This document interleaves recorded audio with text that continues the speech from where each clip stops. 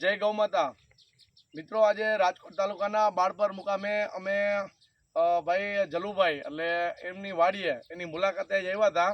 તો હું ઘણા ટાઈમથી આવવાની કોશિશ કરતો હતો કે એમને એક સ્લરીનો ટાંકો બનાવ્યો છે. અદ્ભુત પરિણામ મળે છે. જો તમે અત્યારે તો જે બેરેલ છે એની પછી હું તમને વાત કરું કે જેની શું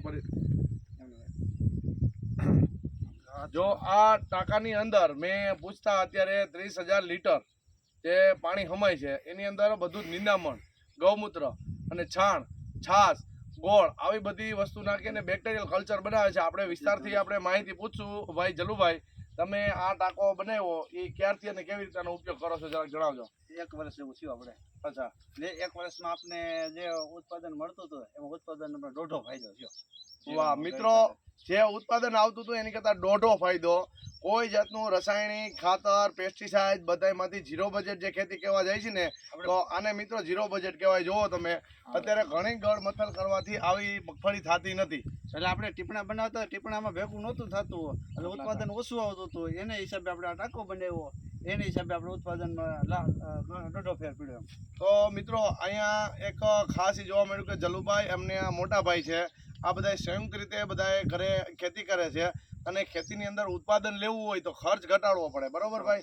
તો ખર્ચ ઘટાડવાનો જો વિકલ્પ રહ્યો, આપણે ખરેખર પ્રાકૃતિક ખેતી કરતા હોય અને રેસિડ્યુ ફ્રી કરવી હોય તો આપણી પાસે સરસ મજાનો આ વિકલ્પ છે. જેલુભાઈએ વાત કરી કે ભાઈ બેરેલથી ભેરું ન થાય. તમારે જેલુભાઈ કેટલી જમીન છે ભાઈ? આ 55 આ 55 વીઘામાં. જ્યારે આપણે 5 વીઘામાં પ્રાકૃતિક ખેતી કરવી હોય ને તો બહુ વ્યથા અનુભવી છે. ત્યારે 55 વીઘાની અંદર મગફળી વાવી અને એનું તેલ પણ કરવાનું, એ પણ આપણે માહિતી લઈશું. હવે તમે આ જે મગફળી વાવી છે તો આપણા ઘણા બધા કસ્ટમર હોય અને અત્યારે લગભગ દેશ દુનિયામાં ઝેર મુક્ત, રસાયણ મુક્ત જે અમૃત આહાર મેળવવા માટે લોકોની ખૂબ લાગણી હોય છે. ત્યારે તમે આ મગફળી રહી માર્કેટિંગ યાર્ડમાં જવા દેશો કે પોપટા વેચશો કે તેલ બનાવશો? તેલ જ બનાવવાનું. અચ્છા, તો તમારા શું બ્રાન્ડથી આપણે હાલે છે? જય મુરલીધર પ્રાકૃતિક ફાર્મ વાડ, તાલુકો જિલ્લો રાજકોટ. મિત્રો, તમે અને એક તમારો નંબર આપી દેજો.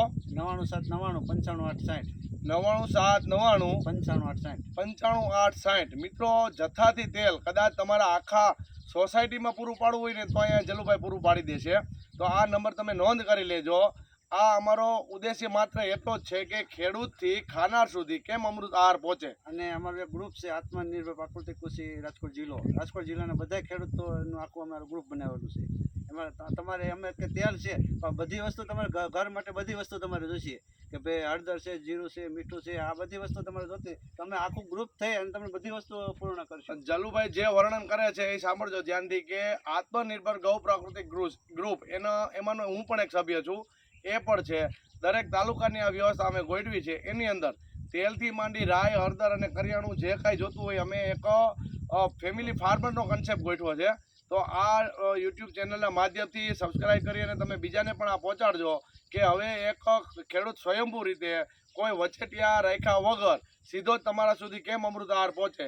2 પૈસા અમને વધારે મળશે. તમારે જે ડુપ્લિકેટ વસ્તુથી સાવધાન થવાની જરૂર છે. આજની પરિસ્થિતિ સર્વ લોકોને ખ્યાલ છે કે ભાઈ દવાખાનામાં ફાઇલો લઈને ફરવું એની કરતાં એક ખેડૂતનો કોન્ટેક્ટ લેવો સારો.